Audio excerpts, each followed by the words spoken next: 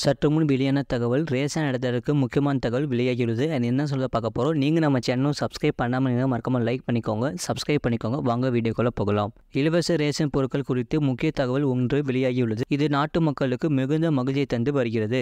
நாடு முழுவதும் உள்ள ஏழை எளிய மக்களின் வாழ்வாதாரத்திற்கு ரேஷன் கார்டுகள் மூலமாக மலிவு விலையில் அரிசி, பருப்பு, எண்ணெய், சர்க்கரை, கோதுமை போன்ற உணவுப் பொருட்கள் மத்திய மாநில அரசு சார்பில் வழங்கப்பட்டு வருகின்றன.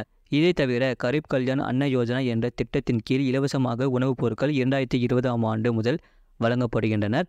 அதாவது கொரோனா தொற்று உச்சத்தில் இருந்தபோது புலம்பெயர்ந்து வந்த தொழிலாளர்களுக்காகவே மத்திய அரசு பிரதான் மந்திரி கரீப் கல்யாண் திட்டத்தை அறிமுகப்படுத்தியது.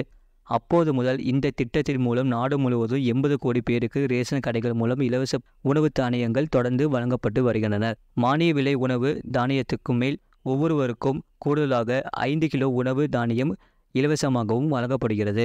இந்தியாவில் பல குடும்பங்கள் ரேஷன் அட்டை சலுகைகளையே நம்பி உள்ளதால் இலவச உணவு தானியம் வழங்குவதாக அறிவிக்கப்பட்ட இந்த திட்டமானது தொடர்ந்து நீடிக்கப்பட்டு வருகிறது.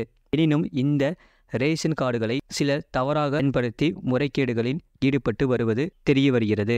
அதனால்தான் தகுதியில்லாத ரேஷன் கார்டு பயனாளர்களின் பெயரை பட்டியலில் இருந்து நீக்கும் நடவடிக்கையில் மத்திய அரசு சமீப காலமாக ஈடுபட்டு வருகிறது. இதனால் பலரது ரேஷன் கார்டுகள் ரத்து செய்யப்பட்டு வருகின்றன.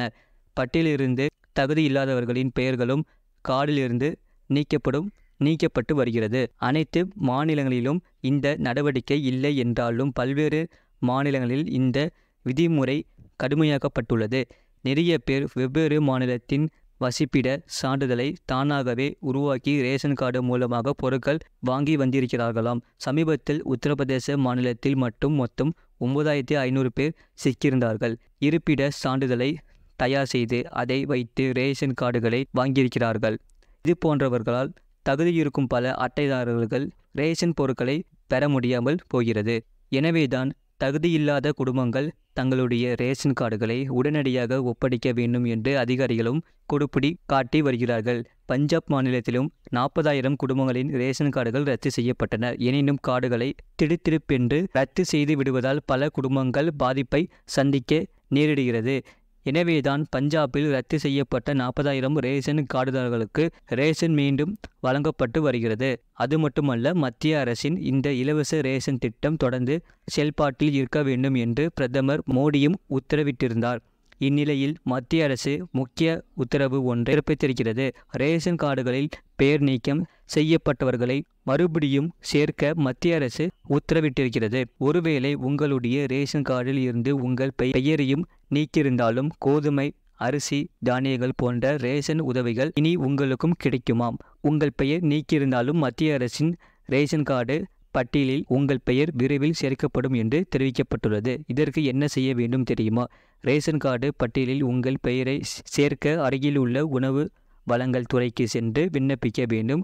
அதற்கான விண்ணப்ப படிவத்தை பூர்த்தி செய்து உரிய ஆவணங்களின் நலன்களையும் இணைத்து தந்தாலே போதும், உங்கள் பெயர் மறுபடியும் சேர்க்கப்பட்டுவிடும். மத்திய அரசு பிறப்பித்திருக்கும் இந்த உத்தரவானது பொதுமக்களுக்கு மிகுந்த மகிழ்ச்சியை தந்து வருகிறது. அத்துடன் நாடாளுமன்ற தேர்தல் நெருங்கி வருவதால் இப்படி ஒரு அறிவிப்பு மத்திய அரசுக்கு மிகுந்த பலனை மக்களிடம் பெற்றுத்தரும் என்று நம்பப்படுகிறது.